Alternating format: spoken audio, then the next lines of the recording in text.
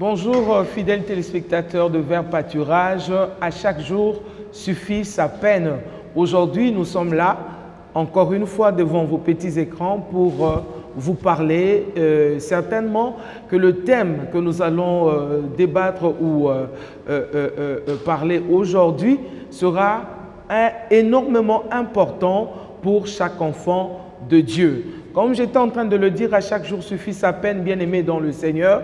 Aujourd'hui, c'est aujourd'hui, et aujourd'hui, c'est un nouveau jour, et nous savons que en ce jour, il y a plusieurs qui sont nés, et il y a plusieurs qui vont fêter leur anniversaire, et c'est pour cela que nous ne pouvons pas passer cela sans pour autant vouloir vous souhaiter un joyeux anniversaire. Nous bénissons ce Dieu qui nous a tous gardés en vie et qui a renouvelé sa bonté ce matin.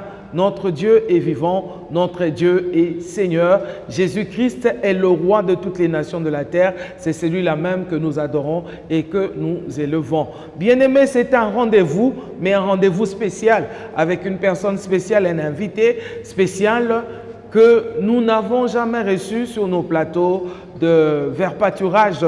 Mais aujourd'hui, l'Éternel nous fait grâce de la voir parmi nous, de la voir dans nos murs, de la voir sur notre plateau de Vers Pâturage.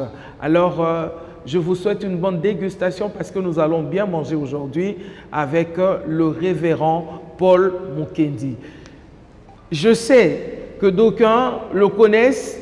Plusieurs personnes se posent la question, comment ça se fait? À Vers Pâturage, mais on sait qu'il est canadien. On sait qu'il est au Canada, mais aujourd'hui, nous l'avons ici avec nous. Bien-aimé dans le Seigneur, c'est une grâce particulière. Bonjour, révérend. Bonjour, maman. Vous allez bien, révérend? Oui, ça va, par la grâce de Dieu. Je sais que nos téléspectateurs qui nous suivent en ce moment sont contents de vous voir sur notre chaîne Vers Pâturage. Vraiment, gloire au Seigneur. Certainement qu'il y a une personne qui s'est posé de questions, mais je l'avais vu à telle chaîne de télé, mais là-bas, chez nous, je ne le vois pas. Aujourd'hui, nous t'avons aussi sur notre chaîne de télé. Comment ça vous fait? Non, je suis honoré d'être là aujourd'hui. Je suis honoré de répondre à votre invitation et on va passer un moment agréable, je l'espère. Est-ce que vous pouvez regarder cette caméra devant vous et faire plaisir à une personne qui est née aujourd'hui? Je vais souhaiter toutes les bonnes choses à celui qui fête son anniversaire aujourd'hui. Je te souhaite tout simplement ce qui est meilleur et je déclare que le reste de ta vie soit le meilleur de ta vie. Bon anniversaire. En tout cas, bon anniversaire à vous. Jésus-Christ vous aime, hein. Continuez à sourire, ne perdez pas votre sourire. Alors, révérend, nous sommes là avec le thème que vous aimez tellement exploiter.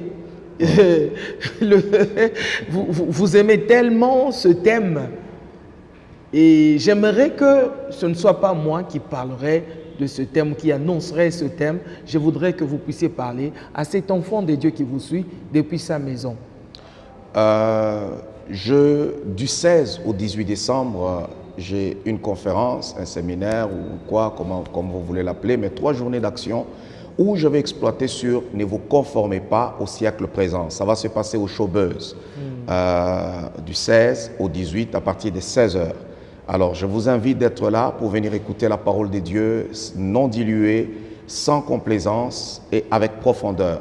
Et le Seigneur Jésus-Christ manifestera sa gloire pour libérer les vies, pour guérir les malades et pour restaurer la foi de plusieurs personnes. Alors, vous êtes invités, c'est ouvert à tout le monde. Et soyez là en grand nombre, que Dieu vous bénisse.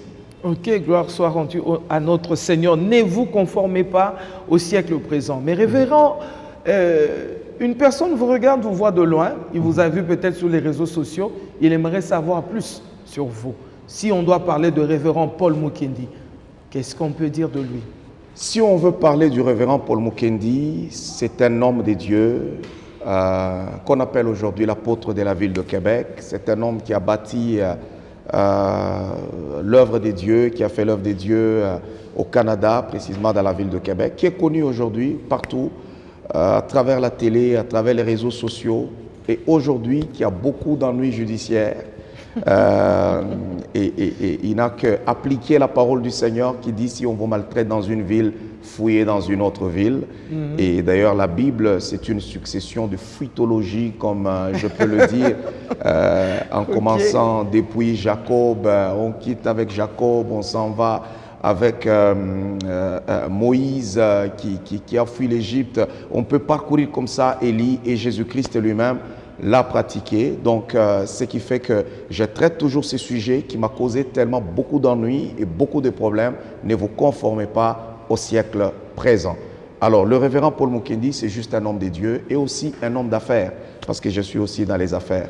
C'est comme ça que je peux me présenter. Il est chef d'entreprise. Et mari de... Mari, waouh, important. Mari de Carmen Mukendi, Ok. Et père de 4 enfants. Ok. Ouais. 4 enfants, filles, garçons. Juste un garçon et 3 filles. Ok, donc vous êtes fiers. Très fier. Ok, gloire soit Très fier. rendue à notre Seigneur. Ne vous conformez pas au siècle présent. Et père des jumelles. Père des jumelles, Ouais. exceptionnel. Vraiment. Que Dieu soit loué en tout cas. Alors, ne vous conformez pas au siècle présent, révérend. Lorsque vous parlez de ce thème, à quoi pensez-vous? Ne vous conformez pas. À Pour quoi- ne pas encore toucher le siècle présent, ne vous conformez pas. Quand vous parlez de ne pas se conformer, de ne pas nous conformer, vous voulez parler de quoi? Parce que dans la Bible, nous voyons l'apôtre Paul qui dit avec les Grecs, je me suis fait grec avec les Juifs, ainsi de suite. Et si nous ne devons pas nous conformer, qu'est-ce que vous entendez par là? D'abord, se conformer, c'est se mettre en accord Ok. avec quelque chose, avec certaines valeurs, avec certaines pensées.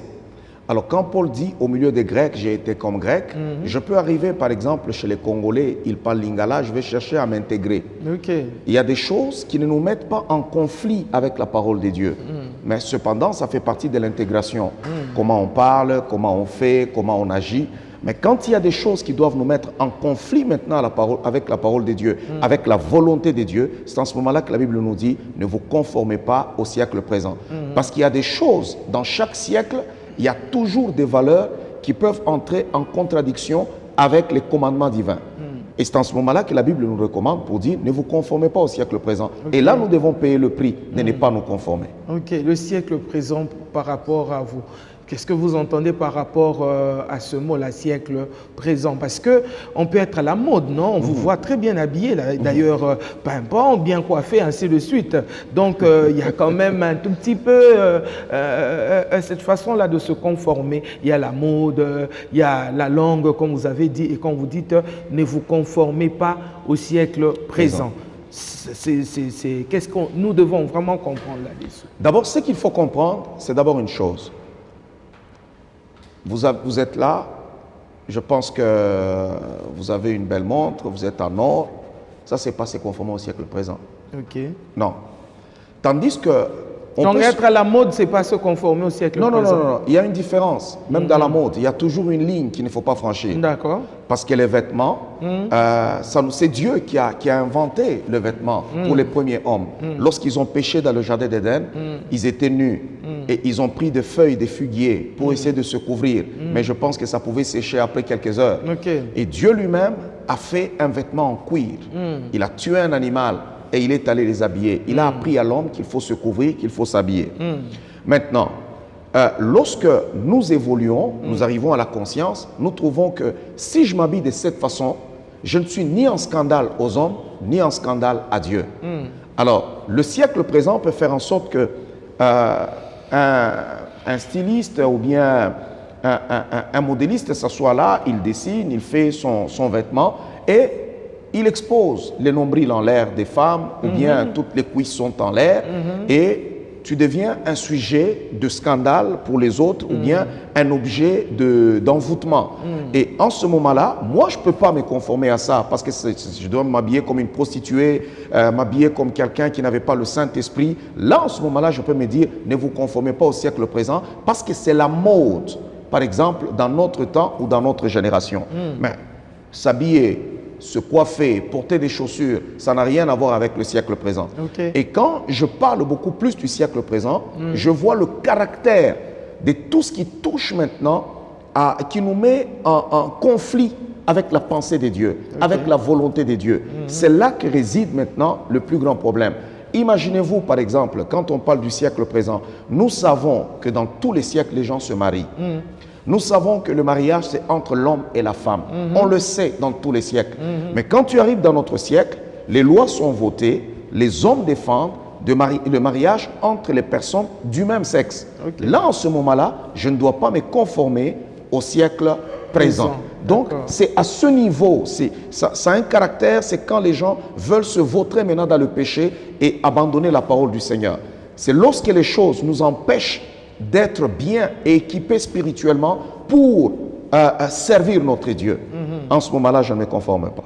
Donc là, quand on veut aller à l'encontre de la volonté de Dieu, nous voulons aller en dehors de la parole de Dieu, c'est ce que Dieu refuse. Et c'est ce que le révérend dit aussi, ne vous conformez pas au siècle présent. Parce que, je ne vous coupe pas, c'est qu'il faut comprendre que c'est dans le livre romain. D'accord. Et Paul adresse cette parole aux Romains. D'accord. Parce que Rome était la capitale. La capitale mondiale en ce temps-là. Ce sont eux qui étaient la grande puissance en cette époque-là. Et on voyait l'homosexualité à Rome, on voyait à Rome les gens qui ne pouvaient même pas croire en Dieu. Ils avaient cet orgueil, il y avait des savants, il y avait des ingénieurs, il y avait l'invention des autoroutes, des grandes choses qu'on avait essayé de créer à Rome. Et il y avait cet orgueil. C'est à eux que Paul dit, je n'ai point honte de l'évangile, parce que c'est une puissance pour le salut de quiconque croit. Amen. Et plus tard maintenant, Paul ira leur dire, ne vous conformez pas au siècle présent. Il écrit aux chrétiens de Rome. Pourquoi? Parce que l'immoralité sexuelle, l'immoralité dans beaucoup de choses, et même les Romains pratiquaient même les excès des tables et beaucoup de choses. Ce sont des gens qui pouvaient manger, se rassasier et puis aller mettre le doigt encore sur la gorge, vomir et retourner encore pour manger. Donc il y avait toute une forme d'immoralité et Paul leur dit, ne vous conformez pas au siècle présent. Et nous aussi, nous vivons les mêmes réalités. Selon Romains chapitre 12 au verset 2, lorsqu'on nous parle de ce passage dont nous parlons d'ailleurs de votre thème, on parle là de la transformation. Soyez transformés par le renouvellement. Donc c'est comme si la transformation est vraiment la base de cette question, de ce thème sur lequel vous êtes en train de parler. Alors j'aimerais savoir, révérend, quand est-ce que cette transformation arrive dans la vie d'un enfant de Dieu? Je veux dire, comment cela peut arriver qu'une personne qui vivait une certaine vie et puis après, du coup, il est transformé pour vivre une autre vie. Comment cela arrive et quand est-ce que nous pouvons constater cela? La grande bataille dans la vie d'une personne, dans la vie de chaque enfant de Dieu, c'est au niveau de la pensée.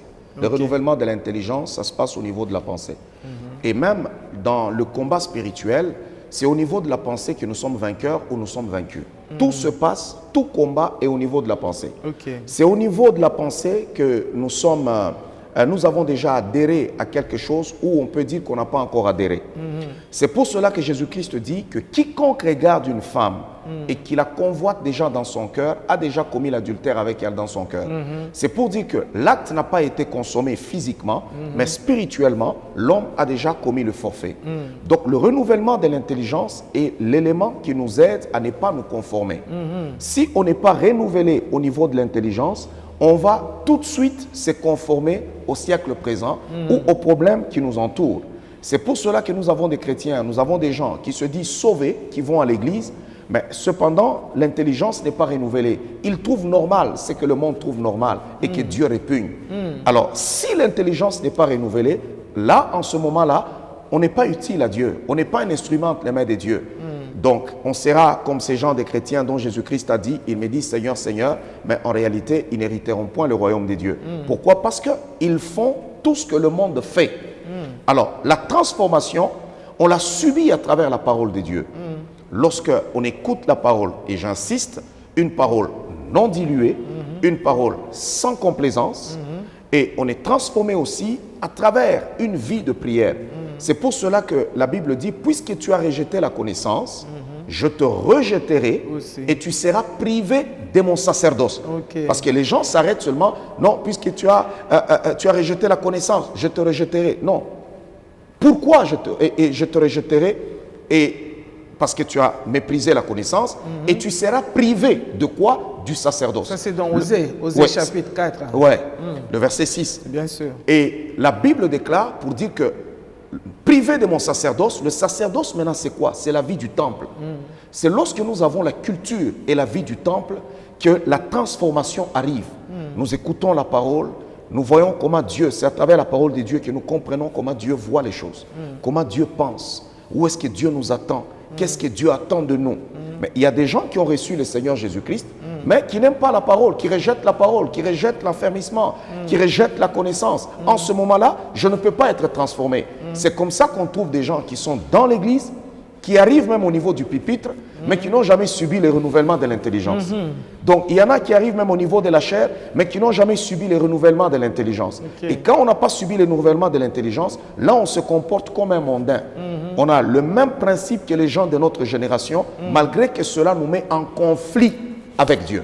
Ok. Et le renouvellement de l'intelligence, révérend, comment est-ce que cela arrive? Parce que j'ai une façon de vivre, j'ai une façon de concevoir les choses, j'ai une façon de voir les choses. Je me dis que c'est tout à fait normal que je fasse ce que mon grand-père avait fait. C'est tout à fait normal de vivre dans ma tradition. Parce que dans notre tradition, par exemple, chez les Luba ou chez les Bakongo, ainsi de suite, on a une façon de vivre qui est nôtre. On a une façon de faire les choses par rapport au mariage coutumier, par rapport à ceci ou à cela. J'ai déjà cette intelligence en moi. Et le renouvellement dont parle la Bible, comment est-ce que cela va s'asseoir au niveau de notre pensée? D'abord, comprenez très bien une chose. Là, vous êtes allé très profond avec votre question. Il n'y a pas une Bible pour Congolais. Il n'y a pas une Bible pour Français, pour Canadiens, pour Américains ou pour Chinois. Il n'y a qu'une seule Bible pour tous les enfants de Dieu. De toutes les cultures, de toutes les langues, on n'a qu'une seule Bible. Alors, il y a, chaque peuple a sa propre culture. Il y a des coutumes qui ne nous mettent pas en conflit avec la pensée de Dieu. C'est comme par exemple, vous avez touché le point de dire, allez faire le mariage coutumier. Par exemple, au Canada, vous rencontrez avec une personne, vous vous aimez, et puis vous dites, ok, je t'aime, vous voulez vous marier, vous allez à la commune, ou si vous êtes à l'église, vous venez, le pasteur est aussi l'officier d'état civil, on peut vous marier, et puis on organise un mariage. Si vous avez des témoins du mariage, ça s'arrête là. Tandis qu'ici, on donne quand même la dot. On commence au niveau des parents, il y a la dot, on s'en va au niveau du civil, et on est au niveau de l'église. Ça veut dire que c'est deux mondes séparés. Mais dans tout ce processus, tout cela ne nous sépare pas de Dieu. Comme chez le Canadien et chez le Congolais. Lorsque ça me sépare de Dieu, c'est lorsqu'on me demande maintenant d'adorer autre chose, de faire des pratiques que la Bible m'interdit. C'est en ce moment-là que je dis, je ne me conforme pas au siècle présent. J'ai donné l'exemple de le mariage, toujours. On dit que c'est entre l'homme et la femme, depuis Genèse, qui est même la première institution dans le monde que Dieu a instauré, le mariage. En Genèse, c'est Dieu lui-même qui est à la fois pasteur, qui est à la fois parent d'Adam et parent de Ève. Et il les a mariés. Maintenant, aujourd'hui, nous trouvons l'homme qui s'assoit, qui vous dit, non, écoutez, le mariage peut aussi se passer entre l'homme et la femme. Et de l'autre côté, on vous dit, ok, tu peux venir au monde comme étant garçon, et puis à un moment donné, tu sens que tu peux aussi devenir une femme. Alors tu t'en vas te faire opérer pour devenir encore une femme. Et à une femme, on demande, on dit, non, tu peux ressentir un homme au-dedans de toi. Tu peux aussi changer et devenir un homme. Alors ça, ce sont des abominations dont les enfants de Dieu ne peuvent pas se conformer. De l'autre côté, nous sommes dans le mariage, où la parole de Dieu a déjà établi les principes, où on dit que non, écoutez, l'homme est le chef de la femme. Donc dans la maison, le mari est le chef de sa femme, et ainsi de suite. Mais vous arrivez dans le siècle présent, on vous dit, l'homme et la femme sont sous les pieds d'égalité. Alors là, en ce moment-là, ça entre en conflit avec la parole de Dieu. Que dois-je faire? La Bible nous dit, enfants, obéissez à vos parents. C'est une bonne chose, et c'est le premier commandement avec une promesse. Pour que tu vives longtemps et que tu sois heureux sur la terre. Mais aujourd'hui, vous avez des gouvernements qui vous disent les enfants ont des droits et ils n'ont pas à écouter les parents ou à faire ceci, cela. Donc, ça entre en conflit avec tous les principes bibliques. Le siècle présent nous dépouille de la force de servir le Seigneur. Pourquoi? Parce que ça vient nous mettre en conflit avec la pensée divine et avec la parole de Dieu. Tandis qu'on peut être superficiel. Aujourd'hui, j'ai une bague. Il y en a d'autres qui vont s'arrêter seulement là-bas. Ne vous conformez pas. Ça veut dire qu'on ne peut pas porter la bague, ou bien on ne peut pas porter une montre, ou bien on ne peut pas se maquiller, ou ceci. Ce n'est pas de ça que moi je parle. Je suis beaucoup plus dans les valeurs, dans des choses qui nous poussent à aller pécher, nous devenons un objet d'abomination. C'est là que je parle du siècle présent, et c'est des choses auxquelles on ne peut pas nous conformer pour Mais ne pas être dépouillés. les valeurs, révérend, quand on dit par exemple à la femme dans d'autres religions, on dit par exemple à la femme de s'habiller avec une très longue jupe là, ne pas se maquiller, avoir un mouchoir de tête sur sa tête, bien couvrir la tête. Et puis il y en a qui disent tu ne peux pas prier, toi une femme, tu ne peux pas aller prier sans porter ce mouchoir là sur ta tête et tout ça. Et ce sont aussi des valeurs que nous pouvons retenir.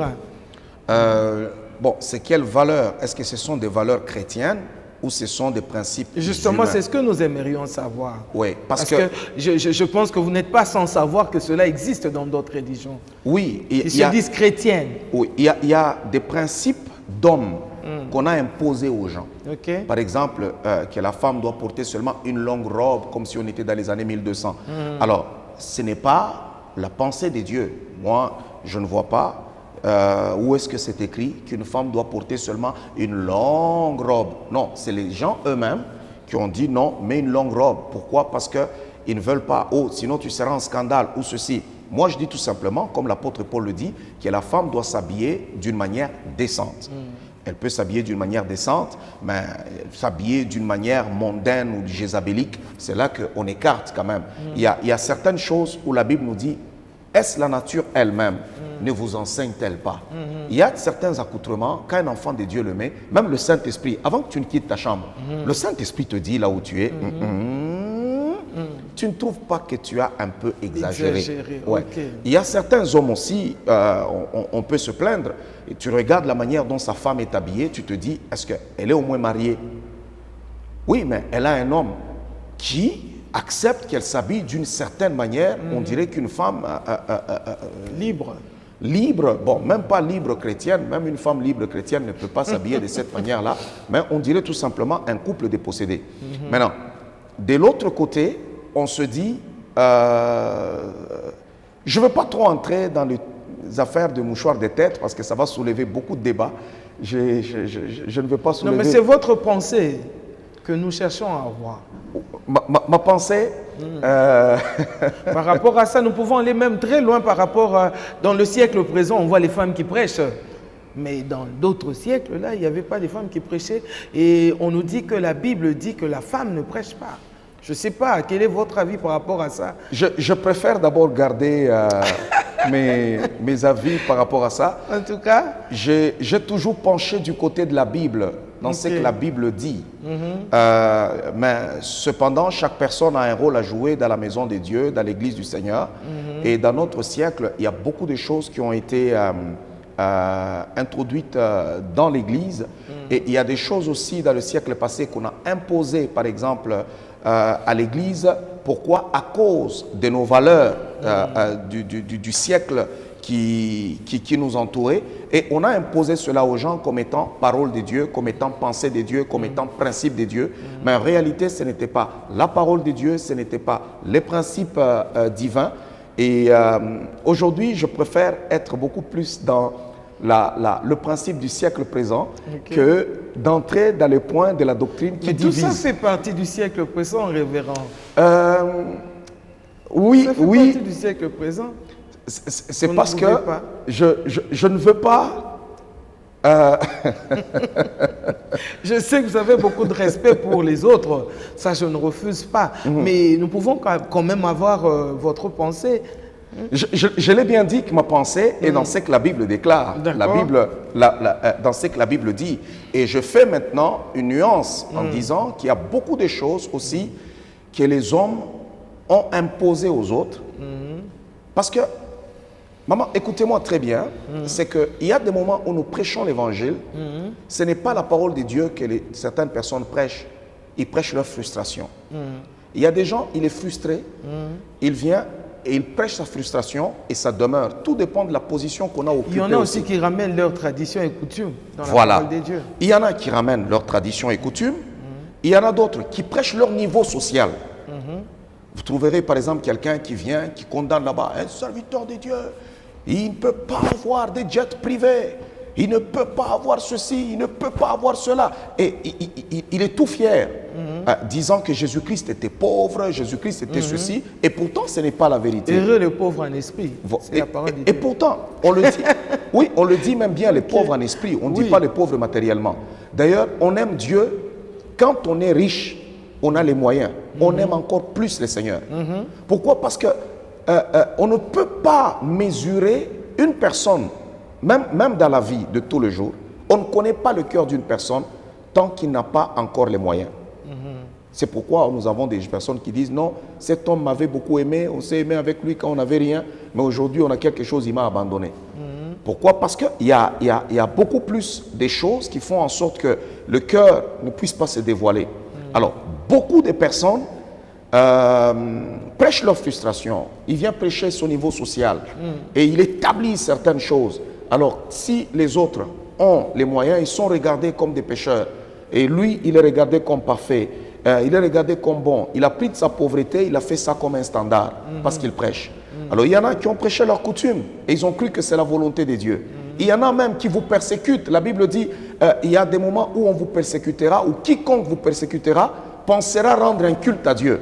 Donc, il y a toutes ces choses-là. Mais cependant, l'une des choses que nous devons d'abord retenir pour ne pas tomber dans ce piège, c'est lorsque nous avons le renouvellement de l'intelligence, ça veut dire que nous avons d'abord l'amour de Dieu qui est établi dans nos cœurs.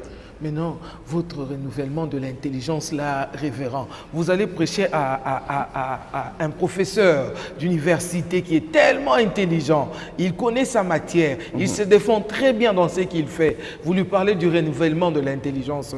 Dans quoi vous allez l'emmener pour démontrer ce renouvellement-là, cette différence entre l'intelligence qu'il a acquis dans ses études et qu'il est en train de transmettre dans ses cours. Comment établir cette différence?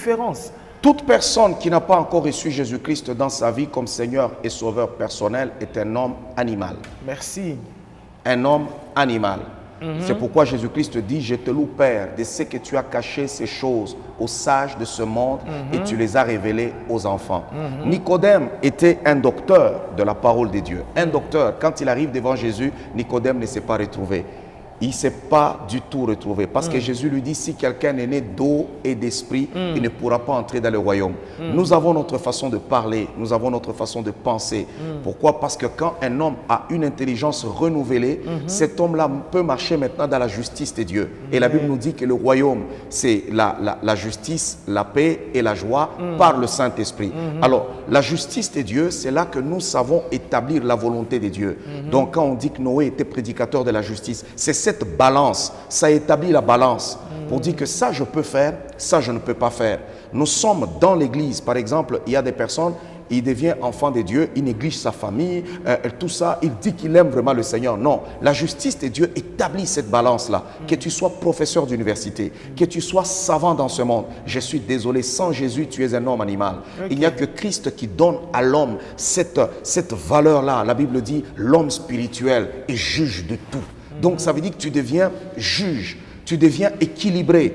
Tu sais que non, je ne peux pas me déshabiller, je ne peux pas m'habiller comme ça en montrant mon nombril en l'air. Je ne peux pas laisser mes cuisses en l'air parce que non, l'homme créé selon l'image de Dieu ne peut pas vivre comme ça. Je ne peux pas faire ceci à ma femme parce que non, ça ce n'est pas selon la pensée de Dieu. Donc, on établit un équilibre. Pourquoi? Parce qu'on a l'intelligence renouvelée.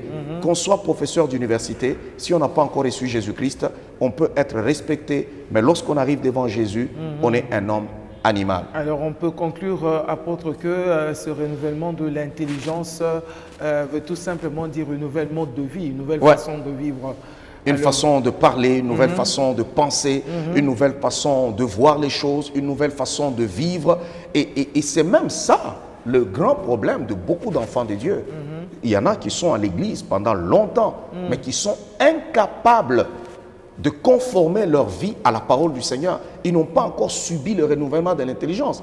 Vous allez comprendre qu'il y a des gens qui peuvent quitter dans une église parce que tout simplement, on a touché sur un point dans une prédication qui les met un peu mal à l'aise. Et la personne ne se sent pas à l'aise avec ce qui a été prêché. Nous avons des gens aujourd'hui qui viennent à l'église, mais qui vivent en concubinage, tout en étant dans l'église. Vous trouvez que la personne, ils font même les enfants en concubinage dans l'église. Et quand vous lui dites non, allez régulariser votre mariage. Mais pourquoi vous continuez à vivre en concubinage? Ah non, là-bas on prêche la condamnation et la personne ne voudra pas venir. Pourquoi? Parce qu'on se conforme au siècle présent. Non, j'ai 35 ans, je ne suis pas marié, cet homme est venu, on commence seulement à vivre ensemble. Qu'est-ce que je veux faire? Mais c'est ça le siècle présent. Donc ça veut dire que la parole de Dieu ne compte pas. Mais qu'est-ce que les gens de ma génération font? Alors là, en ce moment-là, on se conforme. Nous avons des chrétiens aujourd'hui qui sont alcooliques, qui viennent à l'église alcooliques, qui chantent même avec l'odeur de l'alcool. C'est ça, le siècle présent. On a des gens aujourd'hui, il est chrétien, il est enfant de Dieu. Aujourd'hui, il est là-bas, il a sa femme. Et puis vous apprenez qu'il a fait des enfants encore à côté, tout en étant dans l'église et sauvé. Vous savez, révérend, lorsque nous étions de l'autre côté, là on appelle entre guillemets maison mère, il y a même des choristes qui venaient, il vient du concert, il a passé la nuit là-bas avec tout ce qu'il avait comme odeur d'alcool. Il vient pour vous jouer la guitare, pour chanter, pour faire tout ce qu'il faut. Mais là-bas, il n'y avait pas de problème. Pourquoi eux laissent passer et nous pas? Oui, mais c'est parce que, bon, je pense que quand vous dites église, je sais pas, maison mère, c'est l'église catholique. C'est ça? Oui. Je ne pense pas que le fondement même à l'église catholique, les gens qui fréquentent l'église catholique, si je dois dire la vérité, il y a des catholiques qui me suivent, qui m'excusent, mais ils doivent quitter ces églises mortes. C'est un endroit où on ne prêche pas le salut véritablement aux âmes. Si on fréquente l'église catholique, je ne peux pas dire que les gens sont sauvés, on va voir que non, tu es sauvé, tu es renouvelé, tout ça. Non, on va juste pratiquer une religion, on entre et on sort, mais l'expérience personnelle avec Jésus-Christ, on ne l'a pas. Maintenant, nous, les gens regardent, pourquoi? Parce que nous insistons beaucoup sur la nouvelle naissance. Et cette nouvelle naissance fait en sorte que nous puissions renoncer au monde. Qu'on dise au monde bye bye. Et qu'on dise que non, je ne peux pas recevoir Jésus-Christ et aller me vautrer encore dans le monde et dans le péché. Et c'est là que réside notre problème. Maintenant, quand une personne se dit fréquenter une église évangélique ou pentecôtiste et que sais-je, et aller encore vivre en conformité avec le monde, en ce moment-là, ça te met en conflit. Tu te dis, non, ça, je ne peux pas faire. Ça, ce n'est pas bon. Et on se dit, non, non, non, nous ne pouvons pas pratiquer de telles choses. Parce que nous voulons que les gens changent de vie. Parce que le salut en Jésus-Christ nous transforme. On est transformé. Une fois qu'on dit, Seigneur, je te reçois dans ma vie. Entre dans mon cœur. Je suis transformé. Je ne peux plus aimer le monde. Je ne peux plus embrasser le monde. Je ne peux pas être. Et au concert, des musiciens mondains et profanes, et le matin à l'église. Non, la Bible dit tu ne peux pas être froid et en même temps chaud. Soit on est chaud, soit on est froid. Alors, on ne peut pas être entre les deux. Il y a des gens qui viennent à l'église, mais cependant, ils ne sont pas sauvés. La plupart des gens, je vous dis la vérité, ne sont pas sauvés. Jésus-Christ avait combien de disciples? Il en avait beaucoup. Mais lorsqu'il a donné la vraie parole, la Bible dit la majorité de ses disciples l'abandonnèrent et il resta 12. Et la plupart des gens dans l'église aujourd'hui ne sont pas sauvés. Ok. Alors, le renouvellement de l'intelligence selon Romains 12, au verset 2, le renouvellement de l'intelligence nous donne le discernement de la volonté de Dieu. Pensez-vous qu'un homme, un humain, peut discerner la volonté de Dieu? Oui, parce que c'est quand on... C'est pourquoi je parlais de la justice qui établit la balance. Cette balance, c'est quoi? C'est le discernement qui nous aide maintenant à comprendre les choses par rapport à la vie.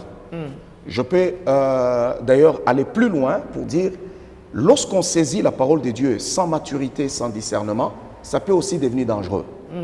C'est pour cela qu'on a vu des gens qui abandonnent leur maison pour aller passer tout le temps à l'église. Ils ont détruit leur mariage. Pourquoi? Parce qu'ils ne sont pas arrivés au niveau de la maturité pour créer cette balance. Pour dire que je prie le Seigneur, mais du moins je dois prendre aussi soin de ma maison. On a vu les autres abandonner les études tout simplement parce qu'ils veulent servir Dieu. Et ils ont oublié que non, je dois établir cette balance-là. Quelle est la volonté de Dieu? Dieu veut aussi que j'aille à l'école parce que cette école-là va m'apprendre, va m'aider à devenir quelqu'un dans la vie. Même la Bible, lorsque nous devons lire, il faut que je lise. Mais si je ne sais pas lire la Bible, mais je ne serai pas aussi utile à Dieu. Donc on doit connaître la volonté du Seigneur. C'est pour cela que beaucoup de personnes, le discernement, nous devons l'avoir. Ici, pour saisir quelle est la volonté de Dieu, surtout dans le siècle présent. Quelle est la volonté de Dieu? Je donne un exemple. Il y a des années où on a prêché en disant qu'un chrétien ne peut pas faire de la politique. Et c'était vraiment partout. Quand tu trouves un chrétien dans la politique, automatiquement on se dit non, non, non, non, non, non. Ça ce n'est pas la volonté de Dieu. Mais aujourd'hui, nous avons un président qui est né de nouveau et qui est chrétien. Maintenant, si vous laissez rien que des gens qui ne sont pas convertis aller voter des lois pour vous, aller dans le Parlement pour vous, mais on va voter des lois qui vont vous mettre en conflit avec la volonté de Dieu, avec la parole de Dieu. Et là, lorsque vous n'obéirez pas à ces lois-là, vous serez maintenant traqué, vous serez maintenant poursuivi. Et ce sont des choses que moi, je suis en train de vivre présentement. Donc pourquoi? Parce qu'il y a des chrétiens qui pensent que la volonté de Dieu, c'est quoi? Ce n'est pas aller faire de la politique. Tu ne peux pas être député, tu ne peux pas être ministre, tu ne peux pas être politicien, tu ne peux pas être même conseiller du président, parce que tout simplement, toi, tu es un enfant de Dieu. Non, la Bible dit, pour que vous discerniez quelle est la volonté de Dieu. Donc, tu parviens à un niveau de maturité pour comprendre dans ta génération qu'est-ce qui est bon, agréable et parfait à Dieu. Et cette volonté de Dieu est-elle relative ou alors absolue? Qu'est-ce que tu veux dire par relative et absolue? C'est-à-dire, pour vous, Dieu a une pensée et tu le fais selon que Dieu te demande de le faire. Pour moi, il a une autre pensée. Ce qui s'est passé chez toi ne se passera pas nécessairement avec moi. Donc, c'est-à-dire, entre Dieu avec les hommes, il a sa façon d'agir pour une personne et une autre. Non, non. Je pense que j'ai bien dit qu'il n'y a pas une Bible pour Chinois, pour Congolais, pour Américains ou pour Européens. On n'a qu'une seule Bible, on a un seul Dieu. Il y a, quand Paul dit ne vous conformez pas au siècle présent, Paul n'a pas parlé à une catégorie juste de personnes. Ça concerne tout le monde. Merci. Alors, tous les chrétiens, blancs ou noirs. Il n'y a personne qui viendra se pointer devant moi pour me dire, vous savez, moi je suis blanc, c'est pour cela que moi dans ma culture, faire telle chose n'est pas mauvais. Moi je suis noir, nous faire telle chose, ce n'est pas mauvais. Oui, ce n'est pas mauvais sur le plan culturel, par exemple, comme on parle de la dot. Mais si on te dit aujourd'hui, ok, pour donner la dot, il faut d'abord aller adorer le Dieu de la famille de ta femme, aller vous agenouiller là-bas dans une case quelque part. Non, que tu sois chinois, que tu sois congolais, qui que tu sois, la Bible dit tu ne te prosterneras point devant un autre Dieu, devant ma face. Alors, c'est très important de comprendre que la volonté de Dieu nous concerne tous. Cette volonté-là. C'est absolu. Oui, elle nous concerne tous. Ce n'est pas une affaire individuelle. Il y a des choses que Dieu nous demande, tous entre les lignes, mais il y a des choses qui concernent tout le monde. Le salut, tous nous sommes sauvés de la même manière. C'est par le moyen de la foi. Nous croyons en Jésus-Christ. Il n'y a personne qui me dira, moi je crois en Jésus-Christ, mais de ma manière. Dans mon pays, regarde comment est-ce que nous on reçoit Jésus. Nous on reçoit Jésus-Christ dans la vie éternelle de ceci ou de cela. Non, il n'y a qu'une seule façon de recevoir le salut, de croire en Jésus-Christ et d'aller au ciel et d'être un enfant de Dieu. Et même d'être sauvé par Jésus. D'une seule manière. Une seule manière. Que tu sois en Amérique, que tu sois en Afrique, que tu sois en Europe, une seule manière. La volonté de Dieu aussi, une seule manière. C'est parce que les gens se cachent derrière ce que vous venez de poser comme question. Pour dire, bon, ok, ça c'est à lui, moi Dieu m'a demandé de faire autrement. Surtout, il y en a d'autres qui peuvent se cacher derrière le caractère prophétique. Pour dire, bon, vous savez, Dieu est bizarre avec les prophètes. Il avait demandé à tel prophète d'aller prendre, par exemple, une prostituée, prendre les excréments, aller se promener nu. Bon, vous savez, le caractère prophétique est toujours un peu bizarre. Non, Dieu est derrière sa parole. Et sans savoir aussi qu'en ce moment, Jésus-Christ n'était pas encore venu. Ouais, Dieu est au-dessus de sa parole. La prophétie n'est pas au-dessus de la parole de Dieu. C'est la parole de Dieu qui est au-dessus de tout, qui nous gouverne, qui est notre pédagogue, qui nous donne la manière de marcher et la façon dont nous devons servir notre Dieu. Et s'il y a un homme de Dieu qui vient aujourd'hui qui dit, bon voilà, dans mon église, j'accepte les homosexuels parce que Dieu m'a donné une mission. Il m'a donné une mission pour ces gens-là. Laissez-les tranquilles, moi je sais ce que je dois faire pour eux. Je vais être très tranchant. Si quelqu'un vient dire ça, c'est un complaisant qui a déjà corrompu son appel et qui n'est plus sérieux. Pourquoi Dieu doit-il seulement laisser les homosexuels entrer dans l'église dans leur état pendant que les prostituées, nous leur disons d'être transformés, les menteurs et les voleurs, nous leur disons d'être transformés. Tous ces gens-là, ils écoutent l'évangile, ils acceptent la transformation et ils viennent à l'église. Pourquoi l'homosexuel, on doit le caresser, le laisser tel qu'il est et qu'il vienne prier? C'est même traumatisant même pour nos enfants. Est-ce que vous savez d'abord qu'à l'église, nous avons toutes sortes de personnes. Avant, on n'atteindra pas la perfection dans la chair. Non. Nous, tous les jours, nous faisons des efforts pour plaire à Dieu. Tous les jours. On fait de nos efforts pour plaire au Seigneur. Maintenant, il y a des choses qui ne font pas partie des faiblesses humaines, mais qui sont tout simplement une perversion. C'est de la perversion. Et je ne peux pas laisser à la perversion venir s'établir dans la maison de Dieu pour dire j'attendrai quand il sera sauvé. Non. Même les païens, il y a des nations païennes qui n'acceptent pas l'homosexualité. Des gens qui n'ont pas le Saint-Esprit, des gouvernements et des parlements qui n'ont pas le Saint-Esprit. Mais ils vous disent ça, c'est contre nature. Donc je n'ai pas besoin de la parole de Dieu pour savoir que l'homosexualité est contre nature. Et contre nature, c'est un doigt d'honneur à Dieu. Je n'ai pas besoin du Saint-Esprit pour croire en cela. Ok, cette transformation est arrivée. Mais est-ce que vous avez retenu quelques signes distinctifs lorsqu'on regarde cette personne, c'est que celui-là a subi la transformation. Cette personne a été renouvelée dans son intelligence. Est-ce qu'il y a des signes qui sautent aux yeux, qui peuvent nous aider à savoir, à connaître une personne qui est transformée et cette personne qui n'est pas transformée, par exemple? C'est de l'abondance du cœur que la bouche parle. Si vous voulez connaître une personne, écoutez ce qui sort de sa bouche. Amen. Lorsque vous voulez connaître ce qui caractérise le cœur d'une personne, regardez ce qui sort de sa bouche. C'est tout. La Bible dit c'est de l'abondance du cœur que la bouche parle. Quand une personne est impudique, il a un langage impudique. Quand une personne est cupide, il a un langage cupide. Quand une personne est voleur, il a un langage voleur. Donc ce que l'homme est, ça se manifeste toujours à travers le parler. Et c'est même spirituellement. Quand le Saint-Esprit descend dans la vie d'une personne et lorsqu'il vient établir, c'est logé chez quelqu'un, il parle. C'est là qu'on voit le parler en langue qui se manifeste. C'est un signe qui montre qu'il y a un baptême du Saint-Esprit.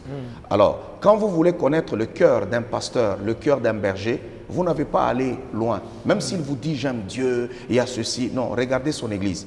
Un pasteur qui aime Dieu, le peuple qui dirige aimera le Seigneur. Un pasteur qui craint Dieu, les gens qui dirigent craindront le Seigneur. Un pasteur qui aime donner, les gens qui dirigent donneront. Parce que le cœur du berger, c'est défini dans son église.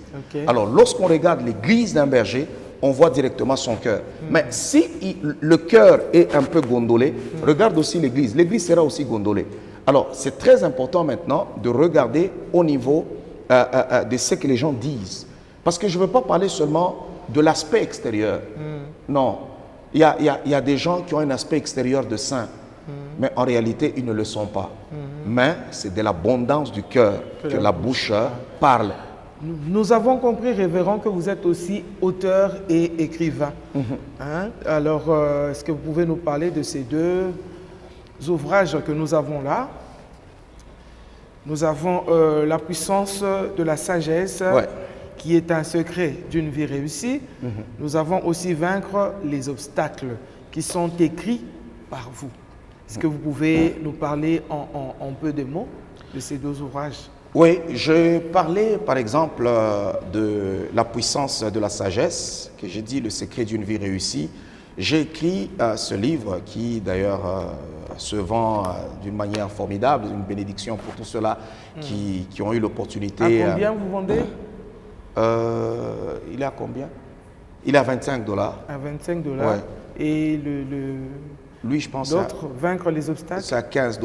à 15 $. Ouais. Et comment on peut les avoir? Bon, les gens peuvent les commander sur Amazon.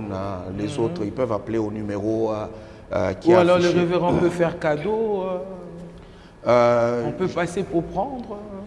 Il y a- Évidemment, si Marie-Ève nous dit de passer prendre, Oui, mais je ne peux pas faire cadeau parce que sinon, prochainement, je n'écrirai pas. Parce que les chrétiens aiment la gratuité, mais cependant, nous, on paye. oui, nous les chrétiens, prix. nous aimons la gratuité. Ouais, on Surtout paye. qu'on a été sauvés gratuitement. Ouais, et c'est ce qui tue beaucoup plus la francophonie, c'est la gratuité. Alors, La c'est puissance. acquérir la sagesse vous permettra, comme j'ai écrit ici, de vous élever au plus haut sommet. Ok. Donc, si Dieu lui-même, avant de créer le ciel et la terre, Dieu n'a pas créé juste comme ça parce qu'il est puissant, il a toute la puissance, Dieu a eu recours à la sagesse. Alors nous aussi, nous devons avoir le cours à la sagesse pour réussir notre vie. Alors, j'ai beaucoup plus basé sur l'expérience de ma vie, comment est-ce que le Seigneur m'a aidé à réussir et à m'établir, à me rendre prospère. Et j'ai dit aussi que cela pourrait aider à beaucoup de personnes. J'ai bâti une église où il y a plus de 35 nationalités. Et je suis en train même de dire en ce moment que moi, je n'ai pas seulement une église, mais j'ai un royaume que j'ai bâti pour Dieu. Gloire à Dieu. Alors, j'ai dit aussi que les autres peuvent réussir en affaires, réussir dans le ministère, réussir dans beaucoup de domaines. Et ils peuvent lire ce livre. La mère au foyer en a besoin pour bâtir son mariage. foyer. Les pasteurs en ont besoin pour bâtir leur ministère. Les hommes d'affaires, les politiciens, les chefs d'État, tout le monde a besoin de la sagesse. Comment vaincre les obstacles? Vaincre les obstacles, c'est pour tout simplement dire que beaucoup de gens, ça fait partie de la collection Les Vainqueurs. Donc, beaucoup de personnes vivent des situations difficiles, des obstacles dans leur vie. Et en ce moment-là, ils pourront lire ce livre, comment se comporter face aux montagnes de votre vie, face aux obstacles. Qu'est-ce que je dois faire? Parce que tout le monde connaît des obstacles. Tout cela que vous voyez élevés, vous les voyez grands, ils connaissent toujours des combats et des obstacles. Mais la seule différence que vous devez connaître, il y en a qui abandonnent face aux obstacles, mais il y en a qui bravent les obstacles. Et la force de la chrétienté, c'est que nous, on ne contourne pas une montagne, mais on soulève les montagnes. Si la montagne est devant toi, tu ne peux pas la contourner. Dieu ne nous donne pas cette option. On ne peut pas reculer, on ne peut pas la contourner, mais on doit planir la montagne. Et si vous lisez ce livre, ça vous aidera à vaincre les obstacles. Et en ce qui concerne le thème de votre conférence, il n'y a pas de livre pour ça? Non, il n'y a pas encore de livre pour ça. Ça va venir. C'est en vue. C'est en vue. D'ailleurs, ce n'est pas tous mes livres ici, mais c'est en vue. Je pense que c'est l'un des enseignements phare qui est même à la source de tous mes problèmes judiciaires que j'ai aujourd'hui, parce que c'est un enseignement qui a énervé beaucoup des esprits, qui a énervé beaucoup de gens, mais qui chasse les ténèbres et qui libère les gens. Amen. J'ai vu les gens libérés, et c'est ce qui compte quand un enseignement peut libérer et établir les princes, les enfants de Dieu dans leur destinée. Je dis gloire à toi, Seigneur. Comme les quinois, vous devez vous faire quinois aussi. Est-ce que vous pouvez parler en lingala pour inviter certaines personnes qui vous suivent aussi à cette conférence? Ça leur fera du bien. La caméra est là devant vous. Ok. Je vous va invite venir. tous, Boya et Belé, du 16 au 18 décembre, Ouato okota na français. Nazo Zelabino, pour que Toyoka Liloba Nzambe, ça va être des moments extraordinaires. Et Jésus-Christ a causala au rendez-vous du 16 au 18 décembre. Et Babus est disponible, est au Félé. Vous pouvez les prendre. Et quels sont les points? Les points là où se trouvera les bus pour que les gens viennent. Il faut juste regarder l'itinéraire, beaucoup comprendre déjà ou bien au Bengi, na numéro, et ils en ont affiche. Mais sinon, nous sommes clairs.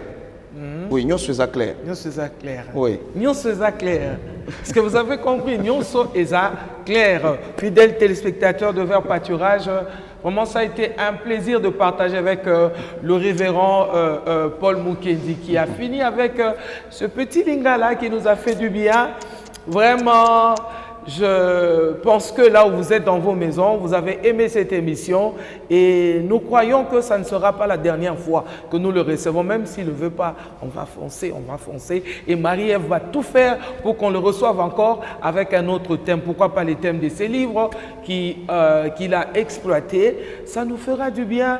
parce que écouter un enfant de Dieu qui parle avec conviction, soutenu par le Saint-Esprit, vraiment c'est une très bonne chose et c'est une bénédiction pour la famille des enfants de Dieu. Mais entre-temps, bien-aimés dans le Seigneur, gardez votre sourire parce que Jésus-Christ est vivant. Que personne ne t'arrache ton sourire. Reste souriant car il n'y a rien à craindre. Il n'y a rien à craindre. Celui qui est en nous est plus fort que celui qui est dans ce monde. Que Dieu vous bénisse là où vous êtes. À nous revoir à la prochaine occasion. Entre-temps, ciao.